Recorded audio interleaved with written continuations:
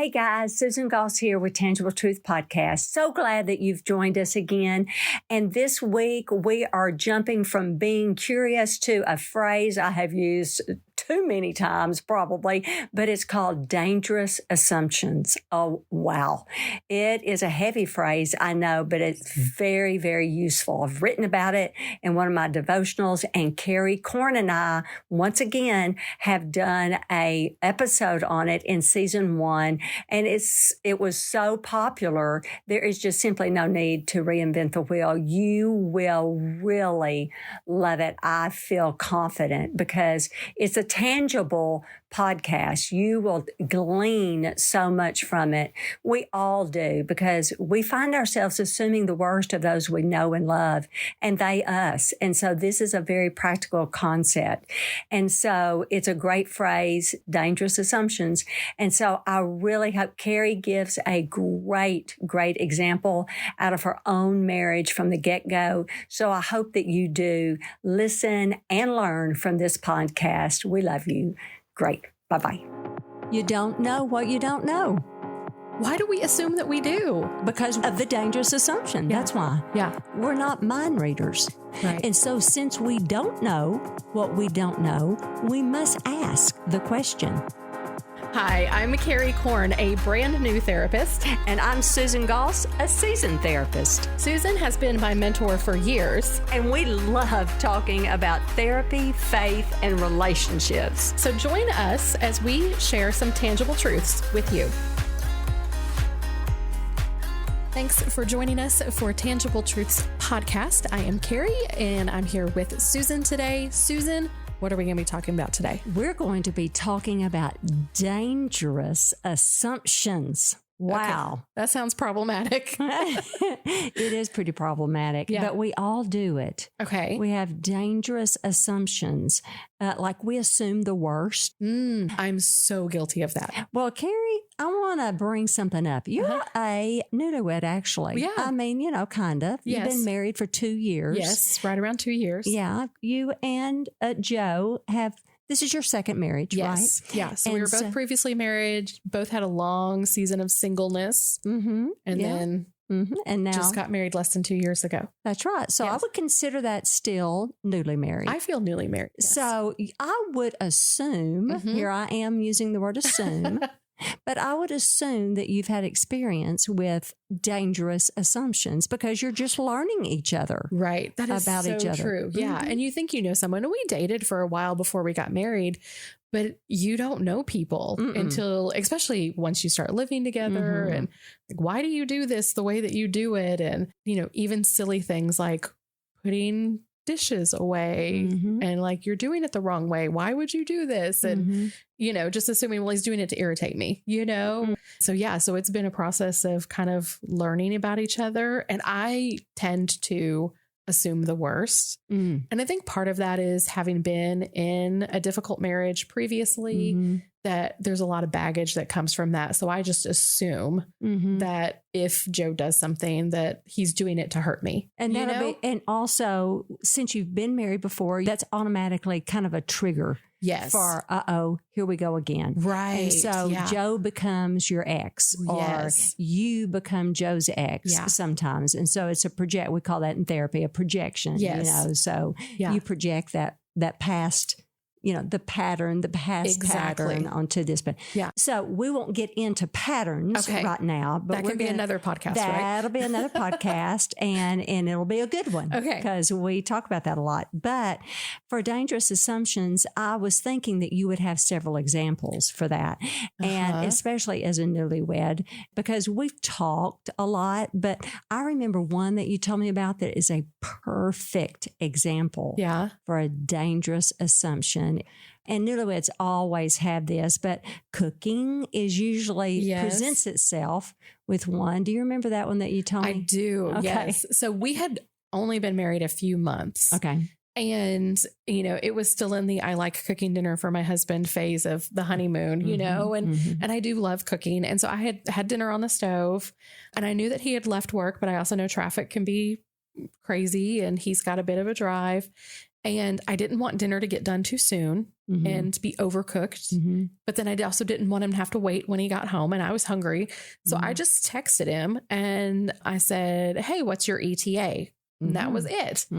And he responded back with a screenshot of the map pulled up on his phone showing the location of where he was and the route to our house, and said, GPS says I'm 17 minutes out. I should arrive at 6:13 p.m. Very exact. And I got mad. I was instantly mad. And I'm like, I'm not allowed to ask you when you're going to be home. You know, this is what was going on in your mind. In my head. I'm like, so I'm not allowed to ask you when you're going to be home. Why would you give me such an exact thing? It felt very condescending. Like you know, like, why would you answer me like this? This feels very dismissive and almost like, how dare you ask me when I'm going to be home? So in the 17 minutes it took him to drive home, I just kept getting madder and madder and madder. So then he comes in and he's real quiet and real shut down. Well, that just makes me even more mad, you know? And so we wind up eating dinner in silence. Everybody's angry. And I'm like, I don't know why he's mad at me. He was the one who was rude to me and all these things. So anyway, long story short, I finally wind up, you know, with the whole, we have got to talk about this because I don't know what's going on. I know why I'm mad. I don't know why he's shut down. This is not okay. And I'm like, hey, can we talk about what's going on? And I'm like, why did you respond to me that way? I was, you know, that really hurt me. I was really upset when you responded to me that way. And he was just shocked, you know? And he was like, oh, I wasn't trying to upset you. I was trying to give you accurate information. And I'm like, but it was too accurate. It felt dismissive. It felt rude. We'll come to find out in his former relationship, if he was if he was late at all, if he said, I'm going to be home at this time, but then he was late, it led to a big fight and a big blow up. Bingo. And so he's assuming I'm asking why he's not home yet. And I'm mad because he was supposed to be home at 6 and he's still not there. And so he's assuming that I'm mad at him for being late. I'm assuming he's being rude to me because I asked him when he was going to be home, and we're both, and we don't fight often. We don't get upset with each other. We tend to just kind of rationally talk things out. And so we had like the worst dinner of our whole entire marriage because we both made an assumption about what the other person was thinking and why they behaved the way they did. That is a perfect example of a dangerous assumption. It was terrible. It was terrible. And it was assuming the worst of each other. Yes. And that's what happens, and why I titled it Dangerous. Yes. Dangerous assumption.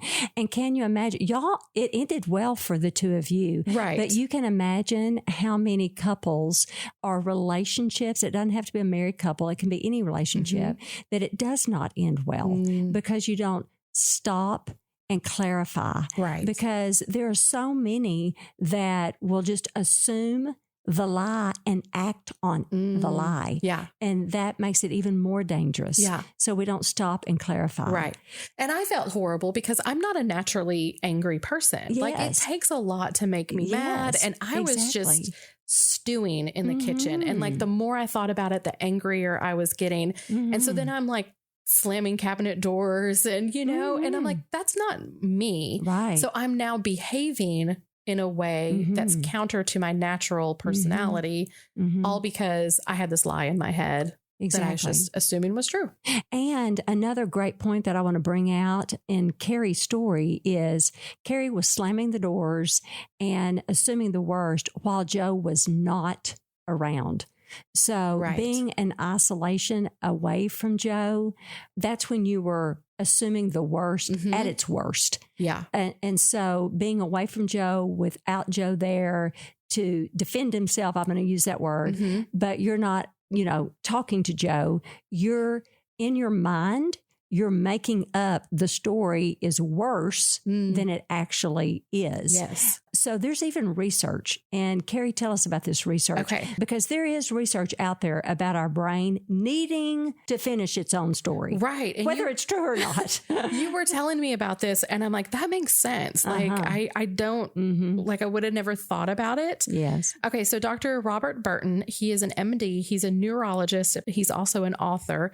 He wrote a book called On Being Certain, Believing You Are Right Even When You're Not, which is what we're talking about. And we assume that we're right about something. But this is something that he said that I thought was so interesting. He said, because we are compelled to make stories, we are often compelled to take incomplete stories and run with them. When a half story in our minds, we earn a dopamine reward every time it helps us understand something in our world, even if that explanation is incomplete or wrong. That is so true. Right. So our brains will take a little bit of information and then it'll make a story out of it. And then we get rewarded with this dopamine high. And because dopamine is good for us, it makes us happy and all those things. Then we're like, oh, well, that felt good. Whether it's true or not. Whether it's true or not. That's the dangerous part. So now I'm going to take the story and I'm going to add even more to it. You know, not only was he rude to me, but last week when I asked him to put his laundry away and he didn't do it, that was, you know, and so that was horrible. Right. So now we're taking the story and we just build on it and build on it and build it because we want those dopamine rewards and we can't just stop the story. Yes. And I love that research because it is very true.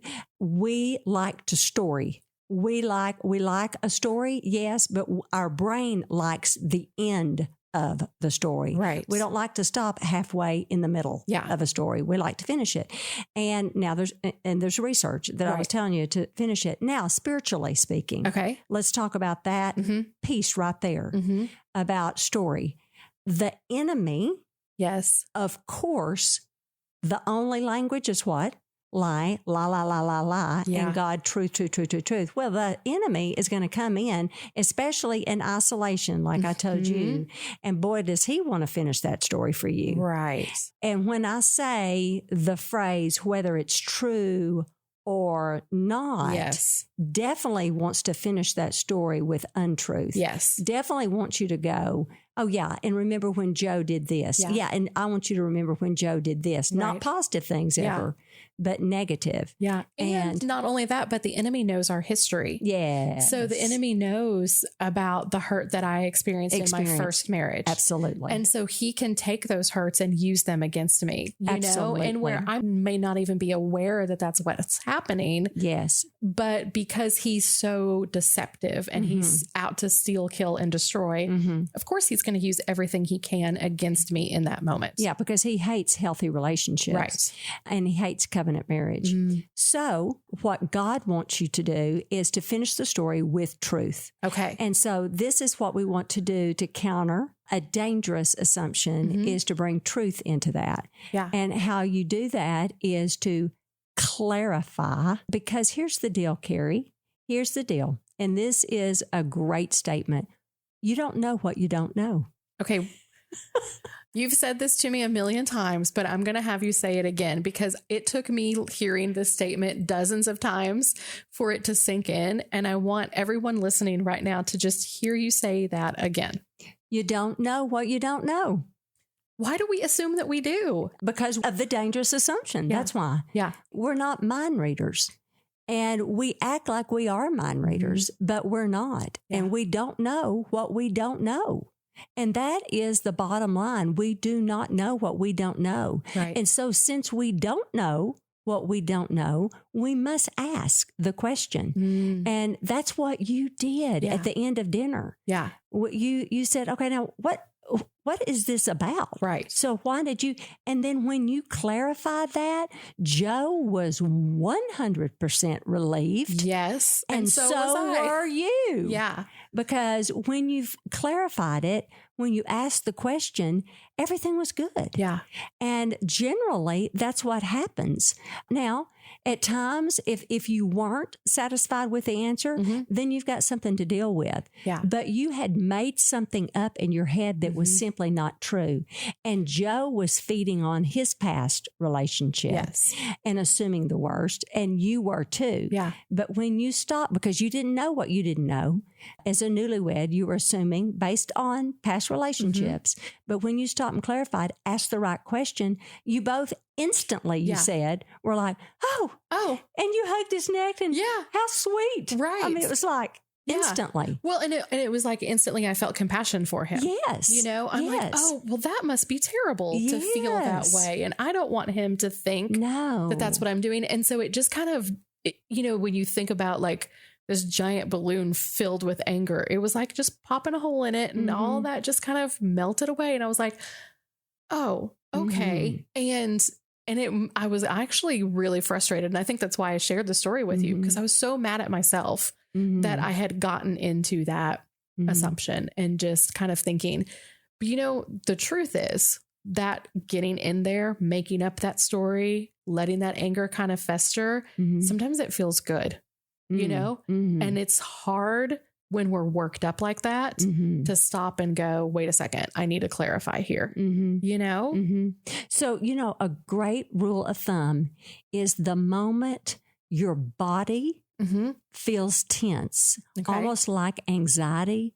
Like for me, I've learned to listen to my body. And when my body gets tense, I get tingly around my chest area, my torso. I know that's anxiety for me. And so when I get the moment I feel it. So if it were me and I get a text and I go, you know, no matter who it's from, or somebody says something offensive to me or whatever it may be, that first moment, I want to go, whoa. Like Keri, are we okay? Or did you just say, or to clarify whatever the situation is, or if I get a funny text and I don't want it, like sometimes I don't even like text because it gets lost in translation.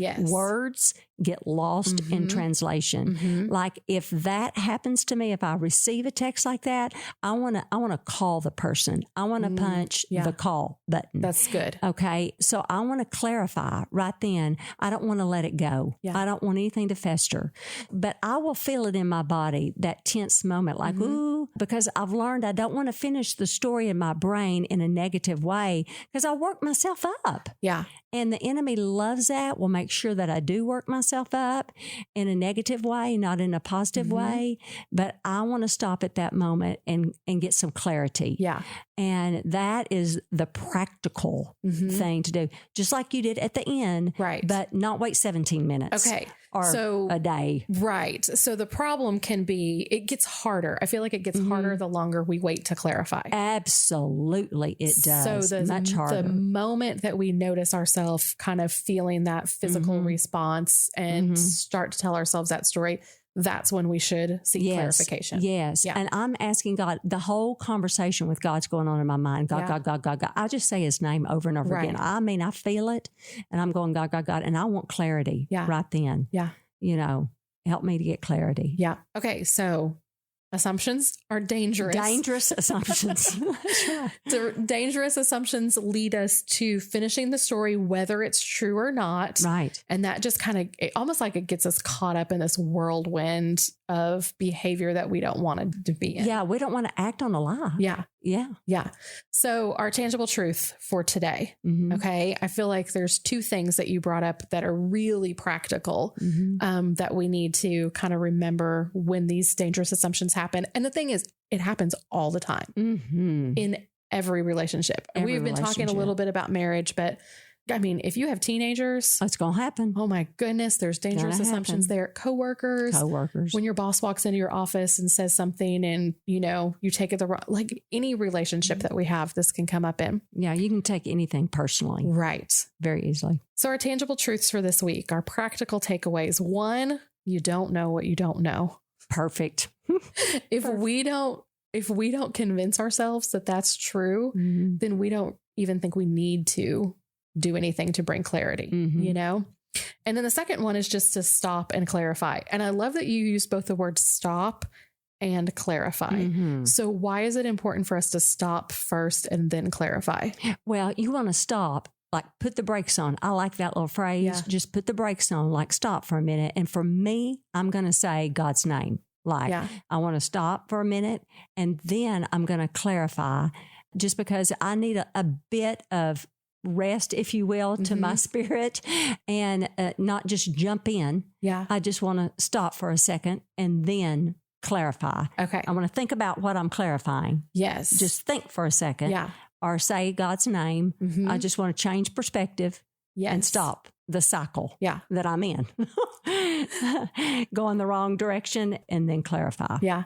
And I think what can be hard is that story that we're telling ourselves that's not true. It does feel good. It does release those dopamine rewards like we were talking about earlier.